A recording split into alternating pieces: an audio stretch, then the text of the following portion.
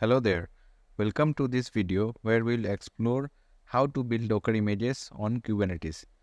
Today we will be tackling a key challenge that comes with the latest EKS clusters and showcasing how to overcome it, and there are few more problems we will be discussing that has with Docker in Docker approach of building images. So before getting started, please don't forget to subscribe my channel Nandi Tech Bytes. Now let's understand the problem statements. With the latest EKS clusters no longer supporting the Docker runtime, building Docker images directly within the cluster becomes a challenge.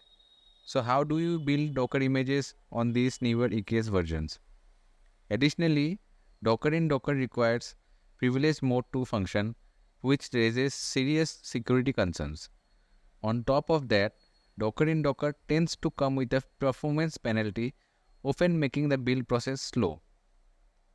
In this video, we will be using Kaniko, a tool designed to securely build Docker images within Kubernetes. Kaniko bypasses the need for a Docker daemon, allowing us to build images efficiently and securely on the latest EKS cluster or Kubernetes version. Kaniko is an open source tool developed by Google that enables you to build container images in a Kubernetes environment without requiring access to the Docker daemon.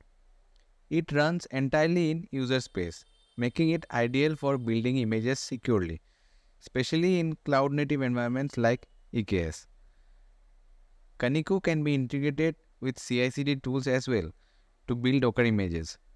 It needs a Docker file along with the source code and a platform on which a container can run.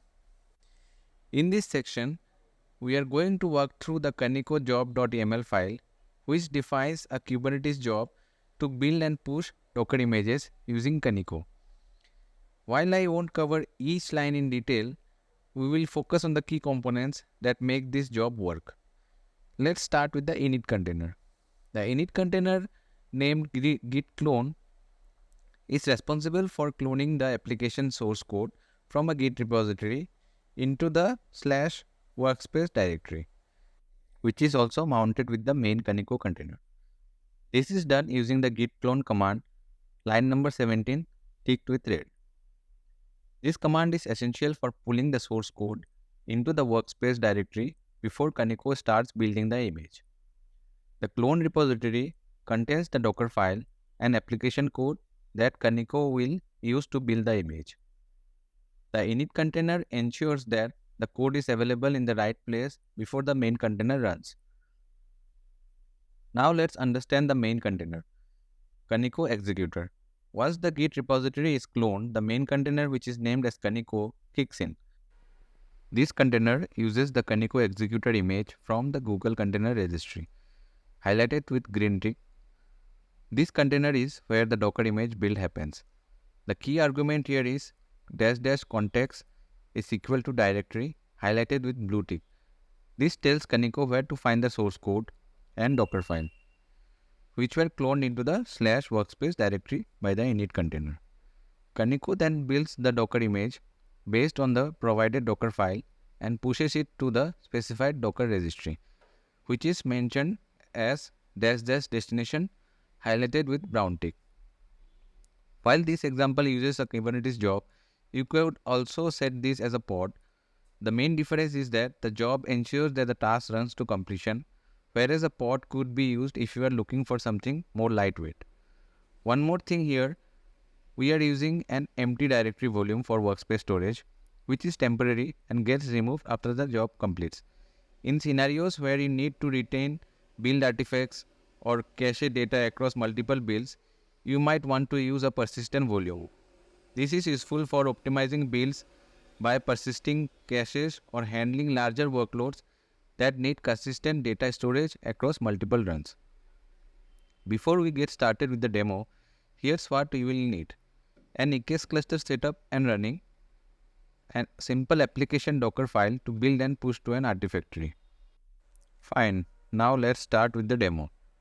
I am starting by updating my kubeconfig with AWS EKS update kubeconfig command. Next, I will be creating a service account which can be used for interaction with other resources if required. This is the README which you can get from the GitHub URL mentioned on the description.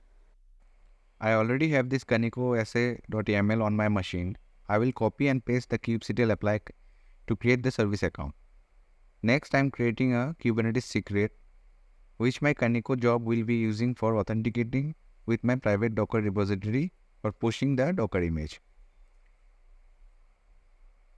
Let me update the user and password. I am just masking it. By the time I update the user and password, please share your thoughts on the comment section and please do support by subscribing the channel.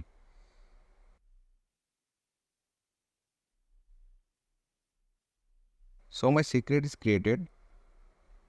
Next thing is to update the Git repo URL for the application, having the required code and Docker file on the Kaniko job. Mine is already updated. It's the same one that you will get on the description of this video. Now I am deploying the Kaniko job on the EKS using kubectl apply command. Once the job starts, the init container will pull the app code from the GitHub and the main Kaniko executor will build and push the image. Let's see the status. So if you can see, the pods are running now, and if I see the logs, I should be able to see the build logs.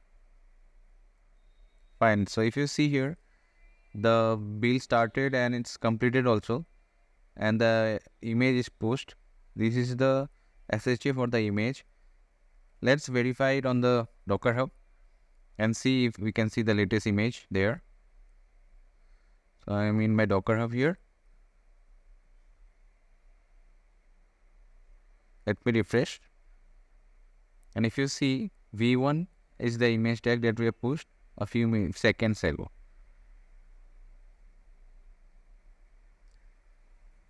So if we verify the SSH code, see it's same, right? Now you are ready to build a Docker image using Kaniko. You can try by forking my GitHub repo and do share your thoughts once you are done. One other thing that I want to share is you can do it by directly mounting the source code on the Kaniko job also instead of cloning the GitHub repository. You can use the Kaniko executor on the GitHub Actions or GitLab or any other CI/CD tools as well. Thank you for watching the video till the end. Please do like, share and subscribe. Till then, see you on the next video.